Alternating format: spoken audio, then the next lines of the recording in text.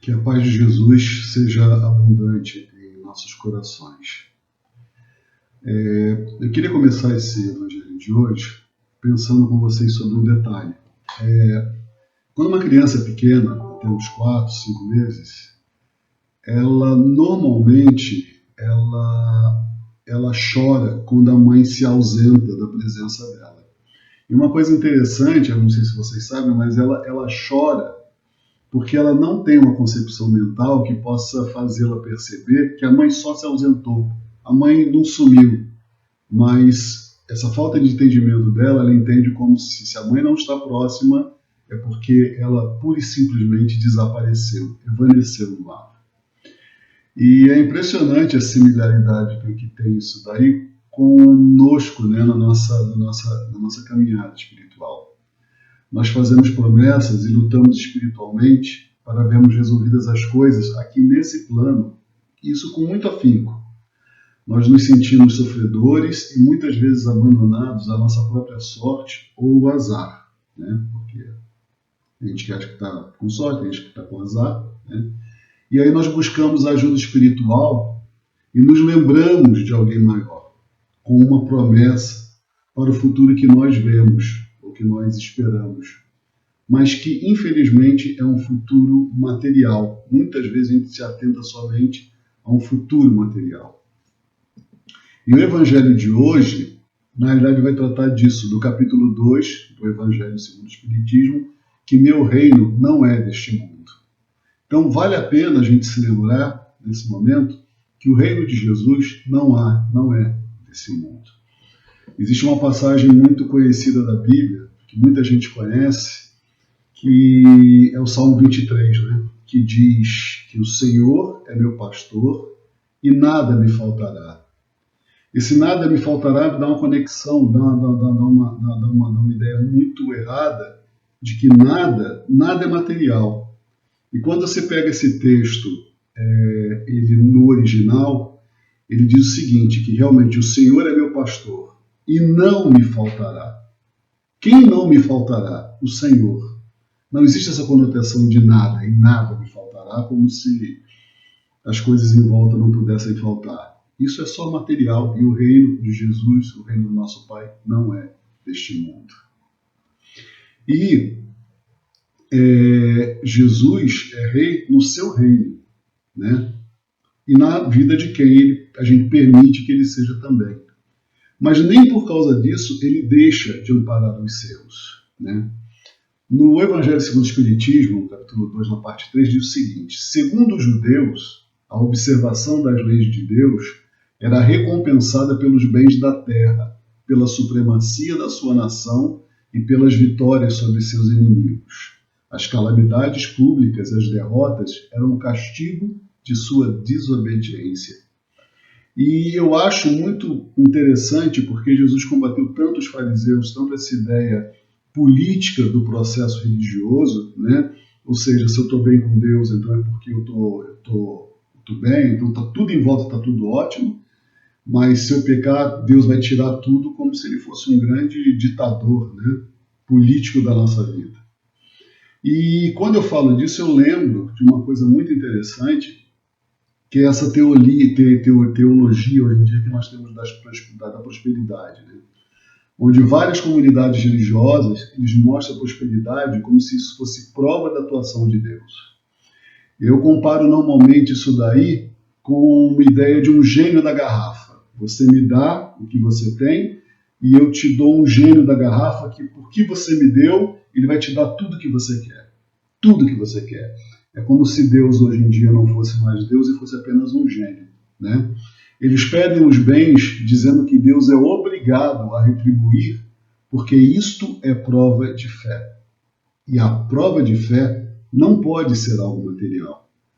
Paulo define fé como sendo o seguinte: fé é a firme convicção das coisas que não se veem. Pela fé, entendemos que o universo foi formado pela palavra de Deus, de maneira que o visível veio a existir das coisas que não aparecem. Usam e falam de Deus como se ele fosse só um empregado seu. Você dá comida para ele, dá as coisas para ele, não chicoteia ele, que ele vai fazer tudo para você. Cujo qual se fazendo algumas coisas mágicas quando você dá. Quando você dá, como se dar dinheiro para alguém fosse prova de fé. Como é que a fé ela age? Em primeiro lugar, ela nos dá a certeza das promessas de Deus, né? Certeza de que Deus quer o nosso melhor, quer o nosso melhor. E isso lembra o quê? A melhora espiritual, a melhora interior, que eu seja melhor. Não que eu seja o melhor. Vamos cortar esse artigo da história. Não existe ser o melhor. Deus quer apenas que a gente seja melhor. Só isso. Quanto melhor, hoje, na nossa imaturidade espiritual, não interessa muito ainda. Se eu conseguir um tiquinho só, ser um pouquinho melhor, só isso já vai me ajudar e já vai fazer o coração de Deus se alegrar. Por isso é que nós temos todo o aparato espiritual à nossa volta, que é para nos fortalecer e nos dar o melhor e não para nos dar o que queremos. Esse aparato, as entidades, as coisas que nós temos em volta de nós, elas estão para nos fortalecer, não para nos dar aquilo que o nosso coração deseja, né? Ah, eu quero tal coisa, então vou dar para Deus aqui que Deus vai retribuir. Não, não é isso. A fé, ela nos mantém confiantes no seu poder, né? Na atuação do seu poder. E isso independe da condição em que nos encontramos. Jesus aqui, né, nesse exemplo, ele está manietado. Mas mesmo ele preso, ele encarcerado pelo homem proibido, isso não deixou com que a sua realeza deixasse de esplandecer, de acontecer. E o fato de termos ou não termos alguma coisa não significa nada e não pode retirar a nossa confiança. Não é o fato de eu estar falido, de eu estar sofrido, de eu estar alguma coisa assim, que mostra que Deus nos abandonou ou que Ele nos deixou apavorosa. Não parecer crianças recém-nascidas que, como não escuta a voz da mãe, não percebe a presença da mãe, ela chora como se tivesse se evanecido no ar. E isso não é uma realidade. A fé, ela nos faz perceber o desígnio de Deus para nós. E isso está acima dos desígnios que nós temos para nós mesmos, né? Existe uma história de duas meninas que brincavam na beira da praia e faziam castelos, grandes castelos de areia. E uma hora a maré subiu e destruiu aquele castelo de areia. E qual não foi a surpresa do seu pai quando viu que pensou que elas fossem ficar tristes, chorar? Pura e simplesmente, elas subiram um pouquinho mais e começaram com toda a alegria a reconstruir o castelo, porque esse momento, isso é o que é necessário, a força e o interesse do realizar, né? Na nossa vida e na construção, ainda que algumas vezes você tenha uma ideia que uma onda destruiu alguma coisa que você criou. O que Deus quer não é o castelo, mas é que nós tenhamos conhecimento de como realizar tal tarefa da melhor maneira possível, né? O importante não é o castelo finalizado, mas é que a gente possa fazer aquilo da melhor maneira possível. As coisas, elas são efêmeras, e por isso o importante não é o físico, não é o castelo, mas sim como estaremos moralmente embasados para continuarmos em nossa caminhada fora do físico. E com que alegria temos nos disposto na vida em aprendermos as nossas lições. A fé, ela nos faz agir segundo as promessas de Deus, né? Como existem pessoas que sofrem, estão em diferentes níveis de sofrimento, e como é que elas reagem a isso daí diferente. Eu vi uma pessoa uma vez que o grande sonho dela era se tornar um paraplégico. Aí ele fala, nossa, mas como é que a pessoa pode sonhar em ser paraplégico? Ele era tetraplégico, mas o sorriso, a capacidade de alegria da vida ele não perdeu. Ele lutava para poder um dia se levantar, apesar de estar tetraplégico. E eu me lembro que nessa época que surgiu esse fato, eu conheci essa pessoa, existia um homem que era na Holanda, não me lembro bem, de um país da Europa, que ele estava brigando para fazer sabe o quê? Para que ele pudesse ser liberado para ele a eutanásia, porque ele falava assim, eu não tenho mais o que fazer da minha vida. enquanto o outro não perdia o sorriso que tinha nos lábios, né? Pela fé, Abraão peregrinou na terra da promessa como em terra alheia. Ele estava na terra da promessa. Deus tinha prometido para ele aquilo, mas aquilo não era dele. Ele apenas ia utilizar daquilo para executar alguma coisa que ele precisava executar. Ele estava lá, habitando em tendas com Isaac e Jacó, herdeiros com ele da mesma promessa, porque aguardava a cidade que tem fundamentos, da qual Deus é o arquiteto e edificador, não aquela terra em si. Essa cidade é aquela em que Jesus é rei e que não é desse mundo. Como é que anda um peregrino? Ele anda sem valores fixos e apenas utiliza os recursos que consegue, porque ele não é dono de nada, ele não tem nada. Eu me lembro de Chico Xavier, ele tinha uma cama, ele tinha uma cadeira, ele tinha nada, porque ele reconhecia esse ser peregrino, esse ser dono ou pertencente a um outro lugar. Nada lhe pertence, nem o chão onde ele repousa a cabeça para dormir. Jesus tem essa passagem que ele fala que nem o Filho do Homem não tem nem onde repousar a sua cabeça, porque nada lhe pertencia. Mas isso não impede que ele pare, que ele fique estagnado e estarrecido sem rumo. Independente de como nos encontramos hoje, para nós só há uma direção, e essa direção é a evolução, em todos os sentidos. Principalmente hoje em dia, com tudo isso acontecendo à nossa volta tão diferente. Isso propicia uma mola em nós para que nós possamos cavalgar e chegar a algum lugar mais longe. E devemos fazer isso começando pela moral, para que possamos fundamentar todas as outras coisas. A fé considera Cristo sobre tudo. Tem uma passagem que diz: aprende a tirar as boas coisas do bom tesouro do seu coração. O homem bom, do bom tesouro do seu coração, tira o bem.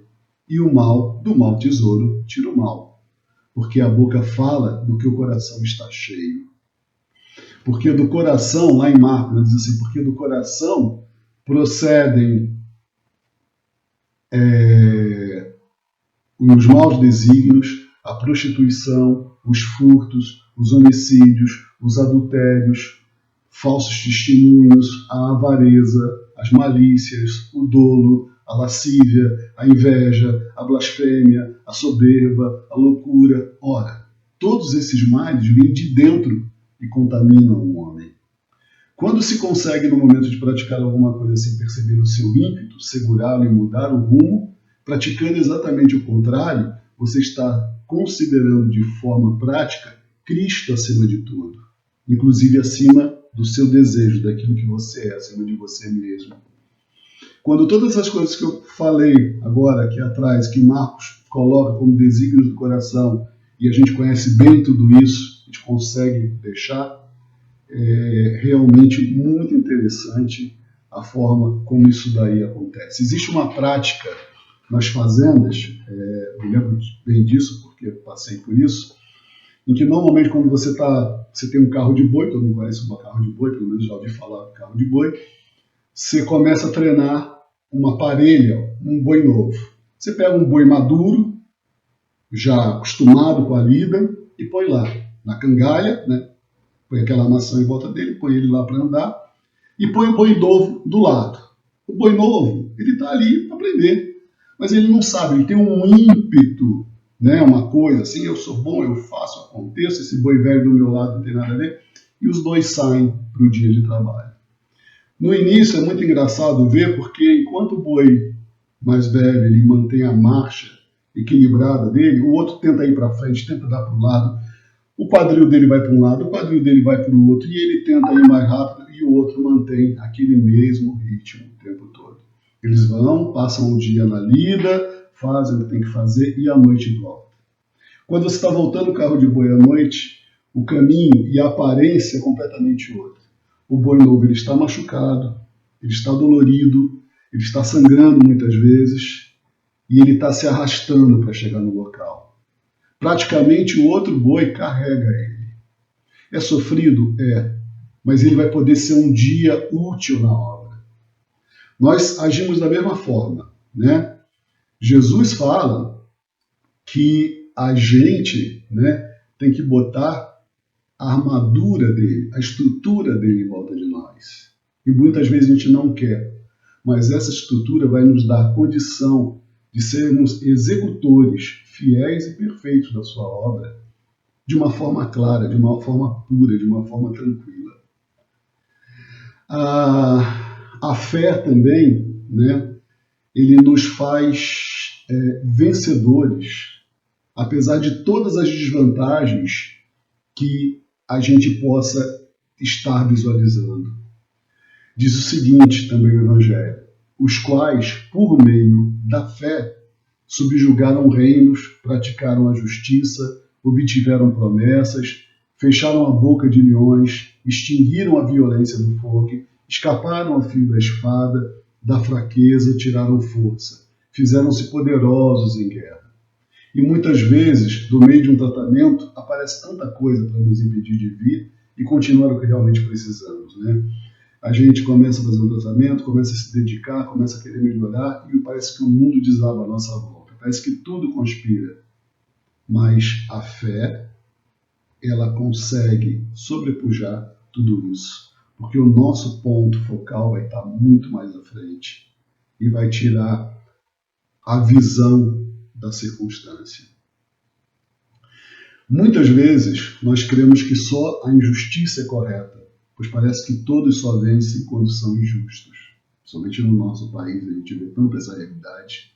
Mas isso não é o real. Isso é só o fictício que a gente consegue ver.